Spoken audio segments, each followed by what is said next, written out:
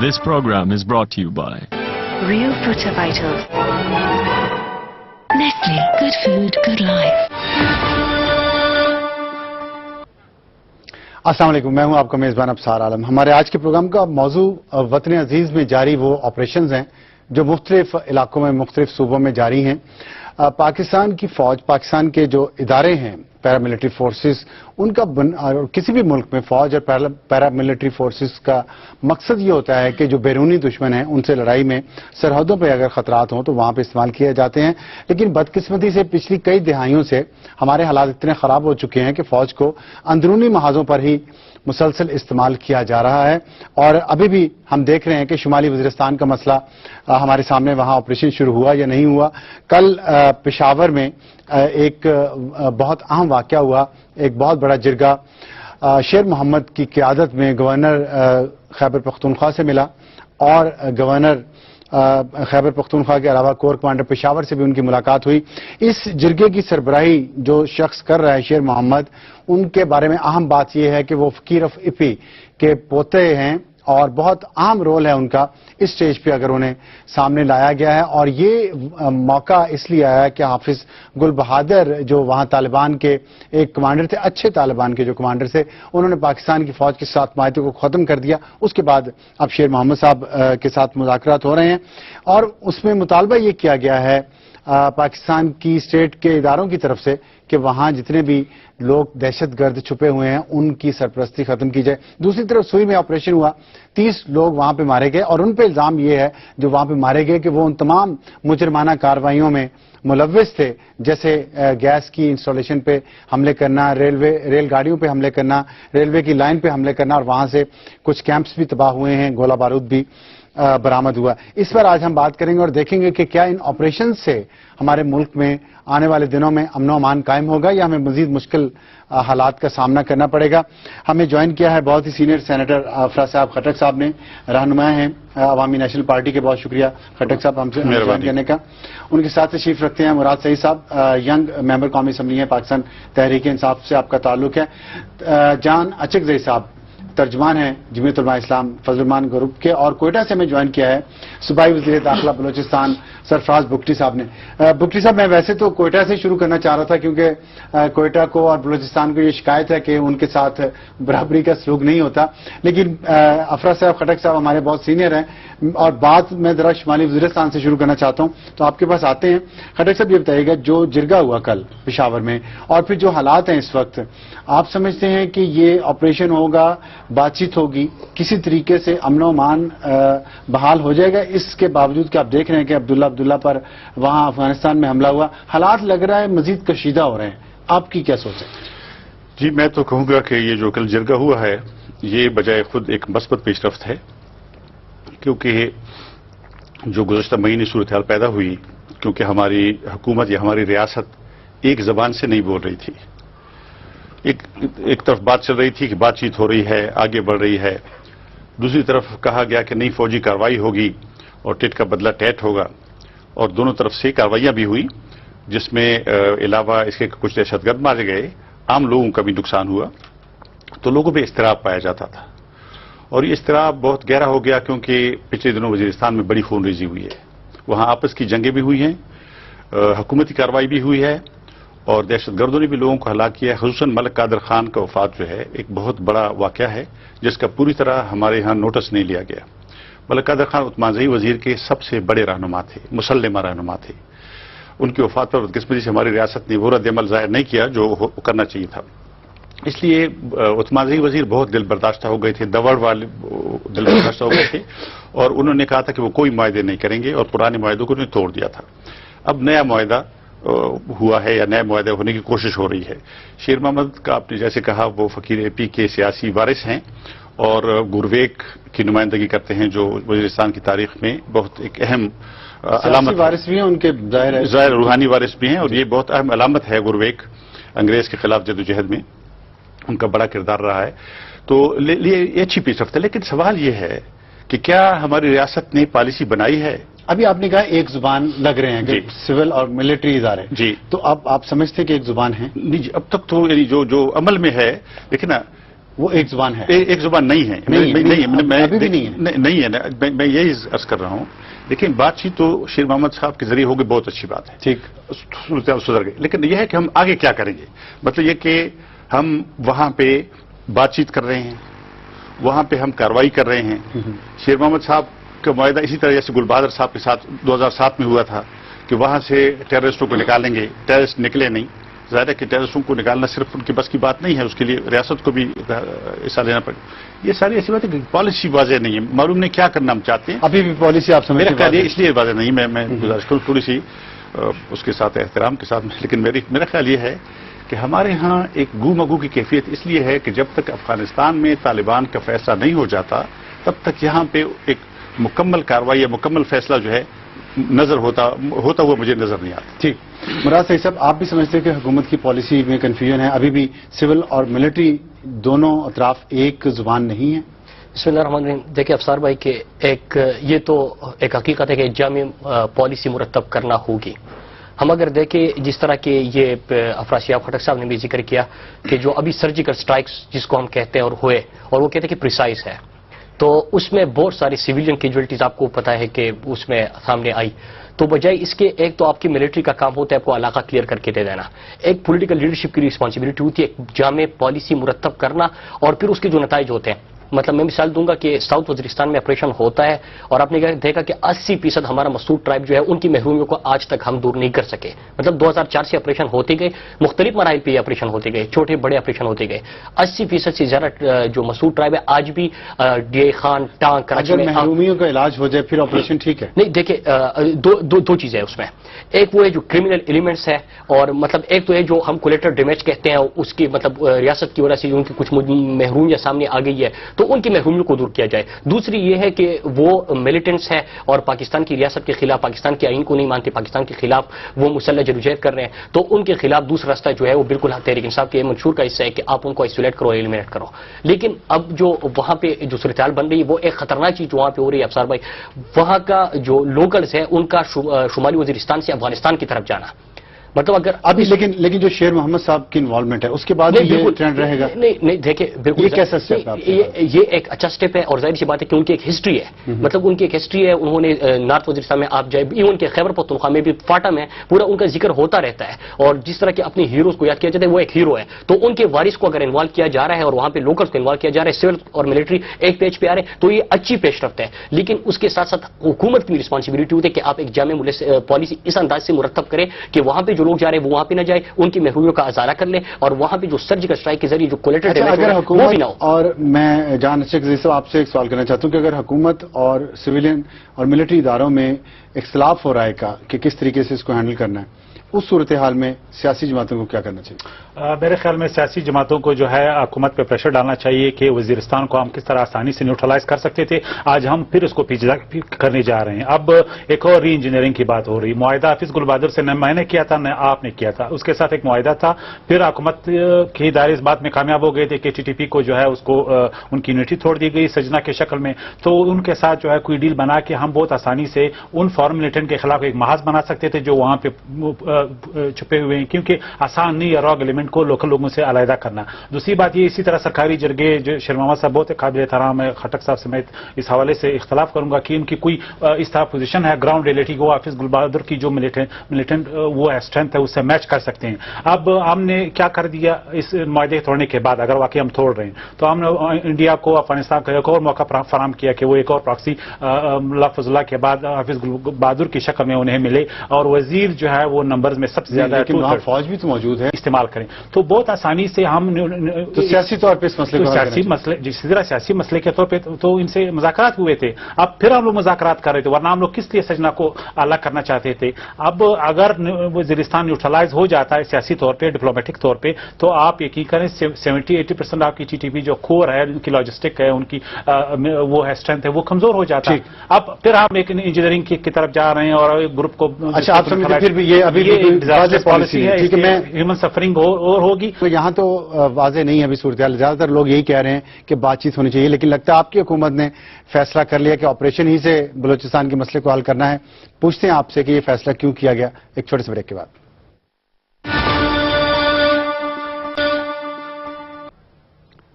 Programme में दोबारा खुश आमदीद। बुगटी साहब, आपकी हुकूमत ने फैसला कर लिया कि ऑपरेशन ही वाहिद हल है या सियासी हल, जिस तरह यहां बात हो रही थी कि इस मसले को सियासी तौर पे भी हल करना चाहिए था। एक साइड पे तो ये सब सियासी जमातें कह रही हैं, आपकी जमात पाकिस्तान मुस्लिम लीग नून मरकज में इस बात पर जोर दे रही है कि शुमाली वज़ीरिस्तान में मुज़ाकरात के जरिए मसला हल किया जाए, लेकिन वहां पे आपने एक ही दिन में 30 लोग मार दिए। कोई उसकी कंफर्मेशन हो सकती है कि वो तमाम मुजरमान ही थे? बिस्मिल्लाहिर्रहमानिर्रहीम। शुक्रिया अफसार साहब। ये बात बड़ी वाज़ेह है कि हुकूमत बलूचिस्तान इस बात पे तमाम जितने हमारे कोलिशन पार्टनर्स हैं, और जैसे आपने खुद फरमाया मरकज में मियां मोहम्मद नवाज शरीफ साहब ने, हमने ये डिसीजन लिया कि हम डायलॉग से इस कॉन्फ्लिक्ट को रिजॉल्व करना चाहते हैं। अभी ये जिसको आप ऑपरेशन कह रहे हैं, मैं बड़े दावे से कहता हूं कि बलूचिस्तान के किसी भी हिस्से में कोई मिलिट्री ऑपरेशन नहीं हो रहा है। ये हमारी पैरामिलिट्री फोर्सेज हैं, जैसे आपने अपने इनिशियल में कहा। ये थ्रेट लेवल को देखा जाता है और रियासत अपनी फोर्सेज उस थ्रेट लेवल पे और उसकी कैपेसिटी के मुताबिक इस्तेमाल करती है। ये स्पेसिफिक जिस इंसिडेंट का आप बात कर रहे हैं, आज से 2 दिन पहले सिंध और बलूचिस्तान के बॉर्डरिंग एरिया में रेंजर्स पे एक हमला किया था मिस्क्रिएंट्स ने। उसमें रेंजर्स के 2 एहलकार शहीद हुए थे और उन्होंने जाके पनाह ली थी बलूचिस्तान सुई के इस इलाके में, जिस पे कल ये सर्च ऑपरेशन कंडक्ट किया गया। जब ये सर्च ऑपरेशन किया जा रहा था और उनका ताकुब किया जा रहा था, तो एक वहां से अंधाधुंध फायरिंग हुई, जिसमें एक जेसीओ जो है वो फ्रंटियर कोर के शहीद हो गए। तो उसके बाद फिर जवाबी हमले में ये लोग मारे गए। और ये जो कंफर्मेशन की आप बात कर रहे हैं, तकरीबन इसमें जितने भी लोग थे, और क्योंकि उनके 2 अब्डक्टीज हमने वहां से बरामद किए, और वो अब्डक्टीज से जो हमने बयानात लिए हैं और उनसे जो वेपन्स रिकवर हुए हैं, तो इससे ये साबित होता है कि वो तमाम के तमाम दहशतगर्द थे और तमाम के तमाम जो मिस्क्रिएंट थे। अच्छा मुफ्ती साहब, ये बात बिल्कुल हमने यही बयानात सुने जब प्रिसाइज अटैक्स किए गए F-16 के जरिए, तैयारों के जरिए शुमाली वज़ीरिस्तान में, और बार बार वहां से इतलात आई कि कोलैटरल डैमेज हुआ है, जो बाद में साबित भी हुआ। इसमें आप वाले जिसका जिक्र कर रहे हैं, बिल्कुल यही बात हुकूमत यहां भी कहती है, सरकारी इदारे यहां भी ये कहते हैं। इसकी तस्दीक कौन करेगा कि ये वाकई सारे दहशतगर्द थे और इसमें कोलैटरल डैमेज नहीं हुआ? देखिए, अभी हम इतने जिम्मेदार लोग हैं। I am son of soil, मैं उस इलाके का रहने वाला आदमी हूं, और बीइंग होम मिनिस्टर मैं आपको इसकी तस्दीक कर रहा हूं। और यहां पर सारे ग्राउंड फोर्सेज इस्तेमाल हुए हैं।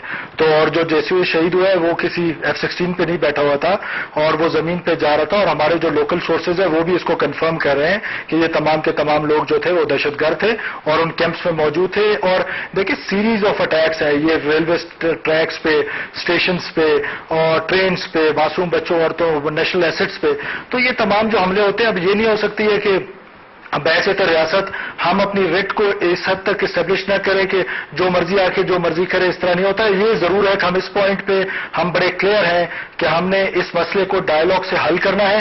और हम आज भी उन कुव्वतों को दावत देते हैं कि वो आ जाए, हमारे साथ मेज पे बैठे, और बॉटम लाइन जो है वो कॉन्स्टिट्यूशन ऑफ पाकिस्तान है, उसके मुताबिक हमसे बात करना चाहिए। आपने क्या rate of the state establish करनी थी, तो क्या रेट ऑफ द स्टेट अब इस्टेब्लिश हो गई? अब ये जो कार्रवाइयां हो रही थी दहशतगर्दी की, वहां पे जिन हमलों का आपने जिक्र किया, इंस्टॉलेशन पे, लोगों पे, ये खत्म हो जाएंगे अब? देखिए अफसार साहब, ये खत्म होने का दावा तो मैं आज नहीं करता हूं, लेकिन ये जरूर है कि जब से नई हुकूमत आई है, अगर आप स्टैटिस्टिक्स देखें तो 33% हमने क्राइम को कम किया है। आज अल्हम्दुलिल्लाह हमने ऑर्गेनाइज क्राइम को बलूचिस्तान से खत्म कर लिया है। और ये जो दहशतगर्द हैं जिनको बड़े ये ड्यूल माइंडसेट की अभी अफसर साहब बात कर रहे थे, कितने दुख की बात है कि अगर KPK में या फाटा में कहीं दहशतगर्दी होती है तो हम सब उसको दहशतगर्दी कहते हैं, और यही वायलेंस अगर बलोच कौम परस्त कहते हैं तो हम उनको कह देते हैं ये नाराज बलोच है। तो ये तमाम चीजें जो है इस इंसर्जेंसी के साथ साथ चल रही हैं। हम ये दावा कभी नहीं कर रहे हैं कि हम इनको हालात जो है वो बिल्कुल ठीक हो जाएंगे, पूरे मुल्क के एक जैसे हालात है, लेकिन ये जरूर है कि हमारे आने से कमी जरूर हुई है। अच्छा, लेकिन अगर हालात ठीक नहीं होंगे तो फिर हालात ठीक कैसे होंगे? क्या तरीकाकार होगा? इस तरह के ऑपरेशन से भी आप कह रहे हैं नहीं ठीक होंगे?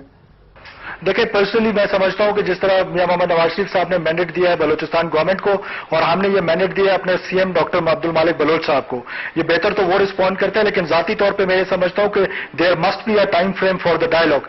एंड नंबर 2, जो सबसे इंपॉर्टेंट चीज है कि आपने हालात ठीक करने हैं तो फिर रियासत लोगों को अपने सर पे सवार नहीं करती है। फिर वो जो कानून लाहौर में अगर किसी की बकरी चोरी होती है तो वो चोर है, और हमारे यहां अगर लोगों को मार दें तो वो नाराज चोर है। ठीक, बिल्कुल ठीक है। अफरा साहब, खट्टर साहब, ये देखिए आपने भी एक पॉइंट ऑफ व्यू सुना। आपकी जमात भी समझती है कि दहशतगर्दों से निमटना पड़ेगा, ऑपरेशन करना पड़ेगा, تو آپ سمجھتے ہیں کہ جو بلوچستان کی حکومت نے یہ کام شروع کیا ہے یہی یہاں پہ بھی ہونا چاہیے یا مختلف ہونا چاہیے یا دونوں طرف ہی مختلف ہونا چاہیے؟ بلوچستان کی صورتحال اور ہماری فاٹک کی صورتحال میں بہت فرق ہے. وہ کہہ رہے ہیں کہ لاہور میں چوری ہو تو چوری ہے. بہرحال ان کا ہے، میں ان کا احترام کرتا ہوں، لیکن میرا مقصد یہ کہ بہت فرق ہے ہمارے حالات میں. دیکھیں فاٹا میں ایک تو ہزاروں غیر ملکی دہشت گرد ہیں جن کی موجودگی ہماری ریاست کے ریٹ کے بارے میں ایک سوالیہ نشان ہے. ٹھیک ہے، ہم ڈرون حملوں کے مخالف ہیں، ڈرون حملے نہیں ہونے چاہیے، لیکن کیا ان غیر ملکی دہشت گردوں کو وہاں بیٹھے رہنا چاہیے؟ دوسری بات یہ ہے کہ وہاں پہ دہشت گرد ایک طرف، دوسری طرف عوام ہیں، فاٹا کے عوام ہیں. فاٹا کے عوام کے ساتھ ہم کسی قسم کی مازارائی کے خلاف ہیں، آپریشن کے خلاف ہیں، کارروائی کے خلاف، فاٹا کے لوگوں کی جہاں تک بات ہے. اور آپ دیکھیں ایک مثال ہمارے سامنے 2006 میں وانا ویلی میں بغاوت ہوئی ازبکوں کے خلاف، بڑی بغاوت ہوئی. وہاں پہ جو اس وقت ہمارے کور کمانڈر تھے جنرل حامد خان، انہوں نے ایک صحیح پالیسی اختیار کی، انہوں نے جو مقامی لوگ تھے ان کی حمایت کی اور وہاں سے انہوں نے نکال دیا ازبکوں کو. پھر وہ آئے جنوبی وزیرستان میں مسعودوں کے علاقے میں، مسعودوں کے علاقے میں آپریشن تو شمال میں آ گئے، شمال میں آ گئے تو بس گئے وہاں پہ، کیونکہ کوئی اس طرح کی پالیسی نہیں تھی ان کو نکالنے کی. میں سمجھتا ہوں کہ جہاں تک دہشت گرد اور دہشت گردی ہے اس کے خلاف فیصلہ کن، وہ چاہے بلوچستان میں ہو چاہے فاٹا میں ہو، جی دہشت گرد جہاں بھی ہو، پنجاب میں جو دہشت گردی جہاں بھی ہو، اسٹیٹ کی ریٹ کو جہاں بھی لوگ چیلنج کریں، لیکن اسٹیٹ تین اسٹیٹس تو نہیں ہو سکتی نا، اسٹیٹ تو ایک ہی بار ہوتی ہے. طاقت کا استعمال ہونا چاہیے. جی وہاں پہ جہاں اسٹیٹ کی ریٹ کم ہے وہاں اسٹیٹ کی ریٹ ضرور قائم کرنی چاہیے. دیکھیں اگر خلاف انسانی حقوق کی خلاف ورزی بیچ میں ہوتی ہے اس کو کیسے انشور کیا جا سکتا ہے؟ اس کے لیے ظاہر ہے کہ دنیا میں جنگ کے بھی قوانین ہیں. آج کل یہ جنیوا کنونشن کو اگر آپ دیکھیں، جنگ کے لیے بھی چیز، اور جنیوا کنونشن کی وجہ ہماری اپنی پشتون والی، آپ دیکھیں پشتون والی جو ہمارا کوڈ ہے اس میں مثلا عورتوں کے خلاف کارروائی نہیں ہو سکتی، نان کیبنٹ کے خلاف نہیں ہو سکتی، بوڑھوں بچوں کے خلاف نہیں ہو سکتی. یہ تو کچھ نارم ایسی چیزیں ہیں جو ضرور آبزرو کرنی چاہیے. لیکن دہشت گرد جو حملہ کرتے ہیں، جو ریاست کو چیلنج کرتے ہیں، ظاہر ان کے ساتھ نرمی نہیں ہو سکتی. لیکن ہمارے ہاں چونکہ پالیسی نہیں ہے دہشت گردی کو ختم کرنے کی پالیسی پہ آگے دیکھیں نا، یہ جو کاروائیاں ہیں یہ کنٹینمنٹ ہے، ایک روک تھام، حل نہیں ہے، حل کے لیے کوئی ارادہ نہیں ہے. میں ایک چھوٹا سا بریک لے لوں، واپس آتے ہیں تو حل پر بات کرتے ہیں، کیا حل ممکن ہے یا نہیں. ایک چھوٹے سے بریک کے بعد پروگرام میں دوبارہ خوش آمدید. مراد سعید صاحب، پالیسی تو نہیں ہے کوئی، یہ بات طے ہو گئی، لیکن آپ بھی سمجھتے ہیں کہ ریٹ آف دا اسٹیٹ جو ہے وہ طاقت کے ذریعے ہی نافذ ہو سکتی ہے، یا شمالی وزیرستان اور ادھر بلوچستان میں کچھ ایلیمنٹس ایسے بھی ہیں جن کو بات چیت کے ذریعے بھی کنونس کیا جا سکتا ہے کہ آپ یہ ہتھیار چھوڑ دیں اور پاکستان کے آئین کو مانیں؟ بالکل. پہلے تو یہ کلیئر ہونا چاہیے کہ پاکستان کی سرحدوں کی فضائی ہو یا زمینی خلاف ورزی ہو، وہ دونوں ناقابل برداشت ہے. پہلے تو یہ کلیئر ہونا چاہیے. اس کے بعد آپ نے ذکر کیا کہ آپ اگر پورے آپریشنز کی ہسٹری دیکھیں تو ابھی تک ایک تو آفس گلبادر کا جو معاہدہ ٹوٹا ہے وہ ابھی تک ہم ڈیفرینشیٹ نہیں کر پائے. اب خان سعید سجنا سے معاہدہ ہونا ہے یا نہیں ہونا وہ ایک الگ کہانی ہے، لیکن ابھی تک جو حکومت نے مذاکراتی عمل شروع کیا تھا ڈیفرینشیٹ کرنے کے لیے، مختلف گروپس کا جو حوالہ دے رہے تھے، چودھری نثار صاحب کی اسپیچ آپ کو یاد ہوگی کہ 20 سے 25 ایسے گروپ ہیں جو کہ مذاکرات کرنا چاہتے ہیں، اور ہم نے ایک شرط رکھی تھی کہ under the constitution of Pakistan ہونا چاہیے. ایک پھر اس کے بعد اگر ہم پورے آپریشن کی ہسٹری کو دیکھو تو ایک چیز واضح ہو جاتی ہے کہ ہم نے علاقہ کلیئر کیا ہے، وہی علاقہ جہاں پہ آپریشن ہوا ہے، لیکن ہم نے دہشت گردی کو ختم نہیں کیا. اب دہشت گردی کے مختلف اگر آپ دیکھیں، یہ فرق کیا دونوں میں فرق ہے. ایک اگر آپ دیکھیں کہ ساؤتھ وزیرستان میں آپ آپریشن کرتے ہیں، پہلا آپریشن جو ہوتا ہے وہ ساؤتھ وزیرستان میں ہوتا ہے. اس کے بعد آپ مومن ایجنسی میں، باجوڑ ایجنسی میں، خیبر ایجنسی میں، پھر ملاکن ڈویژن میں، ہر جگہ پہ آپریشن ہو جاتا ہے. لیڈرشپ ان کی بچ جاتی ہے، وہ کسی اور ملک چلے جاتے ہیں. ان ممالک سے بھی ان کو سپورٹ ملتا ہے. جس طرح کہ بلوچستان کی بھی بات ہو رہی تھی، تو آپ دیکھیں کہ باقی جو غیر ملک ایجنسیاں ہیں وہ بھی اس میں سرگرم عمل ہے. ہم بھی یہ کہتے ہیں کہ ڈیفرینشیٹ کریں، جو لوگ آپ کے آئین کو مانتے ہیں ان کے ساتھ آپ مذاکرات کی، جو آئین کو نہیں مانتے ان پہ آپ دوسرا راستہ اختیار کر لیں. لیکن ہم نے پہلے کلیئر کرنا ہوگا خود کو کہ آیا ہم نے سوات کی طرح، ساؤتھ وزیرستان کی طرح صرف علاقہ کلیئر کرنا ہے، اور پھر جو ان کے جو دہشت گردی کے مختلف عوامل ہیں، مطلب جو کولیٹر ڈیمیج سے جو لوگ ریاست سے ناراض ہو چکے ہیں ان کے ساتھ ہم کس طریقے سے ڈیل کریں گے، آئیڈیالوجیکل فینامنا جو ہے اس کو ہم کس طریقے سے ڈیل کریں گے، اکنامک فیکٹر جو ہے جس میں کہ آپ کی جو کرمنل ایلیمنٹس وغیرہ جو ہے وہ ایک اکنامک ایکٹیویٹی ان کی شروع ہو چکی ہے کیونکہ غلط ہے، تو ان کو کس طریقے سے ڈیل کرنا ہے. پھر قبائلی جو ہماری روایت ہے جس کو ملک اور باقی جو ان کے سرپرست تھے ان کے ماننے سے جو ہمارے ٹرائبل کلچر کو جو ان کو یونائٹ کرنے والے لوگ تھے ان کے جانے سے کس طرح ہم کر سکتے ہیں. تو میرے خیال سے بہت سارے 4-5 فیکٹر جو ہے ان فیکٹرز پہ ہمیں غور کرنا ہوگا. اور ابھی اگر ہمارا جو ایک ہفتے پہلے 2-3 دن پہلے جو بجٹ آیا ہے اس میں آپ دیکھیں کہ فاٹا کو پھر سے ہم نے وہی ان کی محرومیت ختم کرنے کو کوئی بڑا پیکج نہیں لے کے آئے. صرف یہ اعلان ہوا ہے کہ ان کے لیے ایک خصوصی پیکج کا اعلان کریں گے, لیکن ان کا جو پرانا بجٹ تھا اس کو بھی کم کر دیا. اور باقی جو ہمارے مختلف یہ 2-3 چیزیں ہمارے سوات کے لوگوں کو جو آئی ڈی پیز نکل آئے 40 لاکھ کی تعداد میں, جو 18 لاکھ سوات کے تھے, باقی جو ملاکنڈ ڈویژن سے لوگ نکل آئے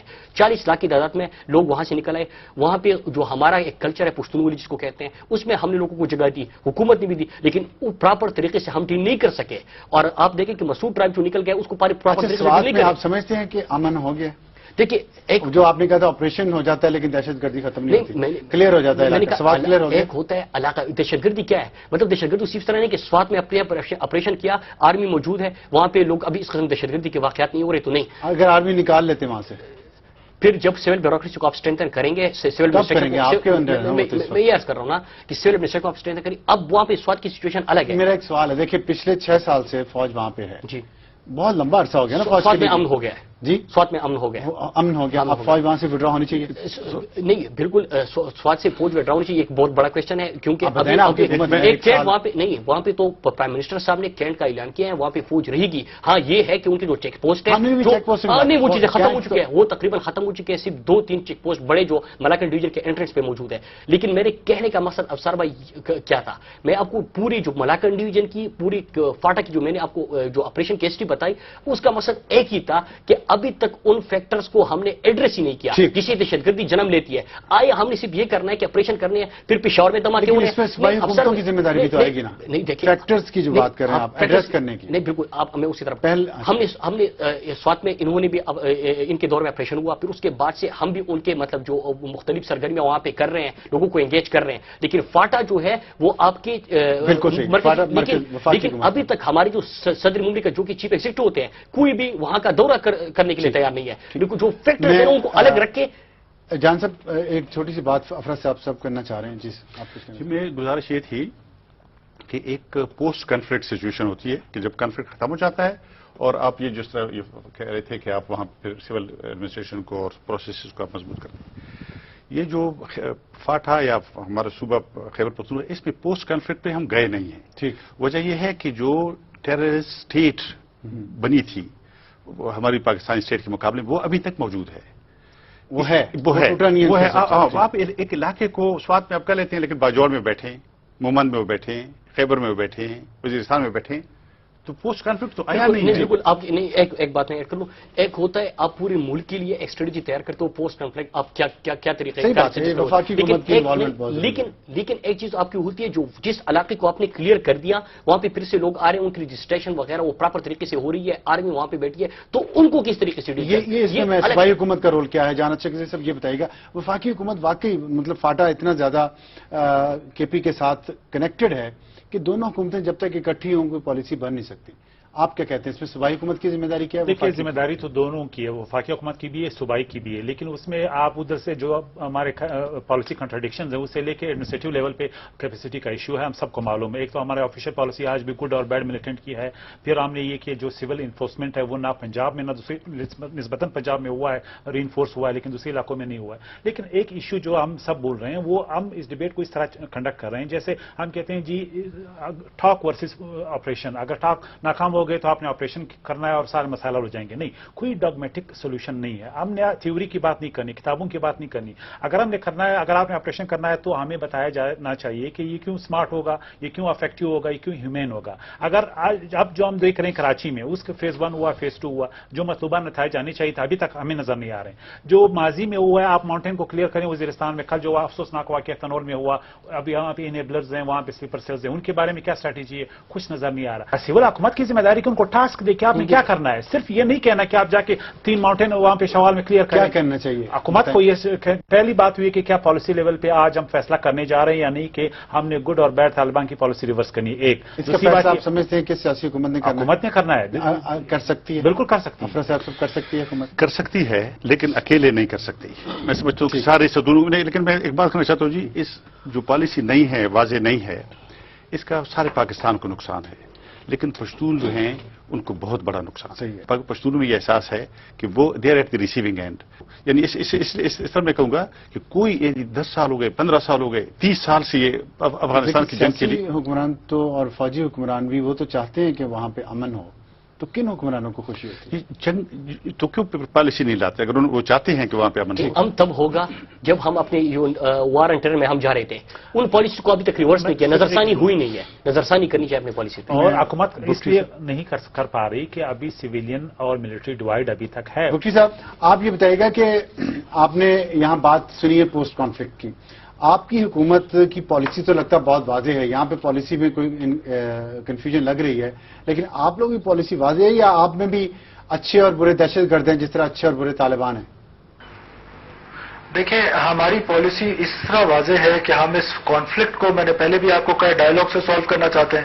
اب اگلی پارٹی ہم سے ڈائیلاگ کرتی ہے نہیں کرتی ہے، کیا شرائط رکھتی ہے، وہ چیزیں میں سمجھتا ہوں کہ بلوچستان میں جتنے بھی اسٹیک ہولڈرز ہیں ان سب کو آن بورڈ لے کے اس کے سسٹینیبل سولوشن کی طرف جانا چاہیے.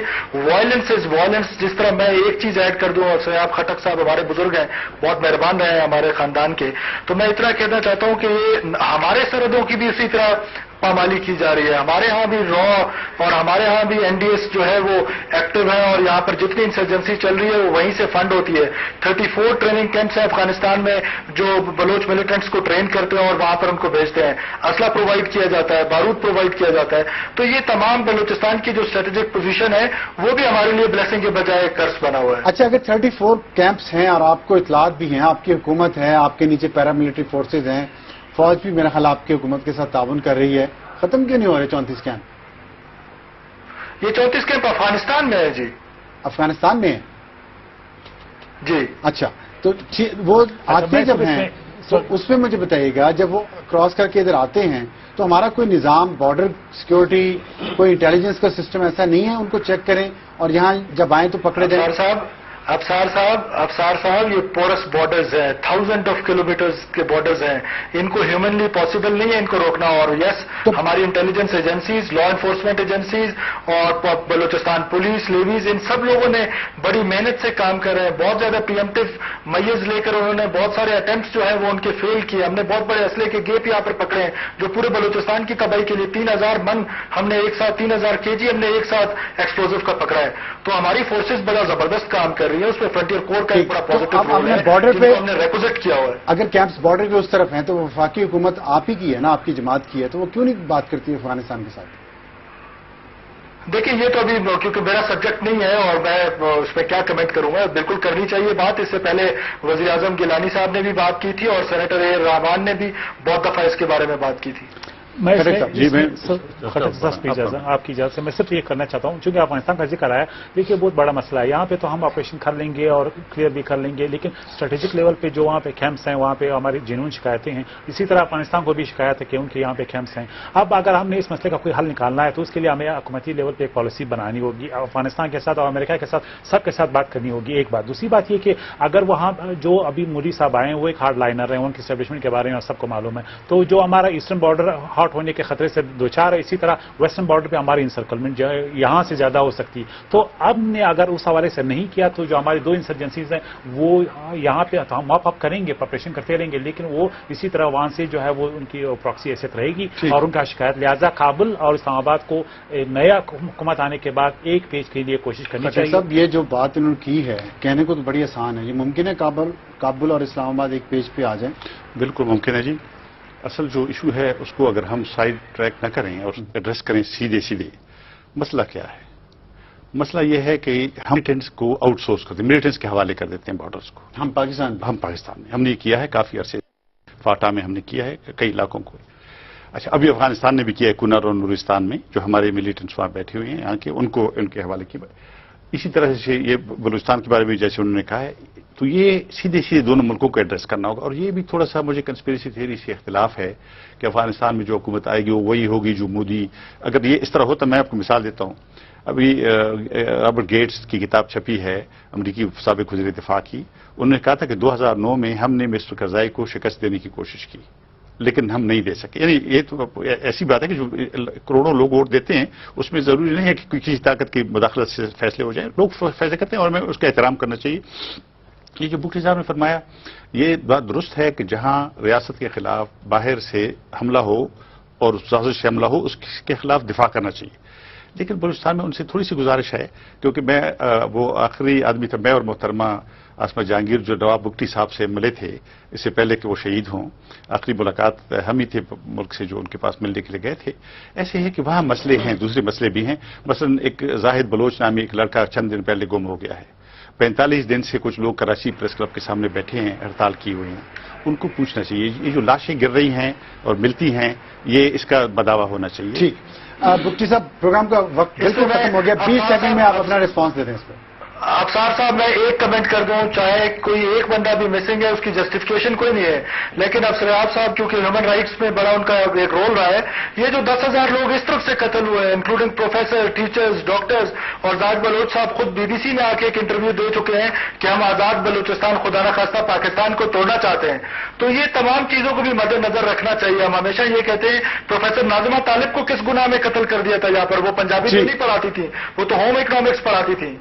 بالکل وہ ٹھیک کہتے ہیں، میں اس سے اتفاق، یعنی دیکھیں نا جس نے یہ جرم کیا ہے اس کو پکڑ کے ضرور سزا ملنی چاہیے، میں اس کی بالکل خلاف نہیں ہوں، لیکن قانون کے مطابق۔ بہت شکریہ، کسی قانون کے مطابق سزا ملنی چاہیے، اور اس طرح قانون کے اور آئین کے خلاف کوئی بھی سٹیپ کوئی بھی کرے، پاکستان کی ریاست کے خلاف کرے، نان اسٹیٹ ایکٹر ہو یا اسٹیٹ ایکٹر ہو، وہ قابل معافی نہیں ہے۔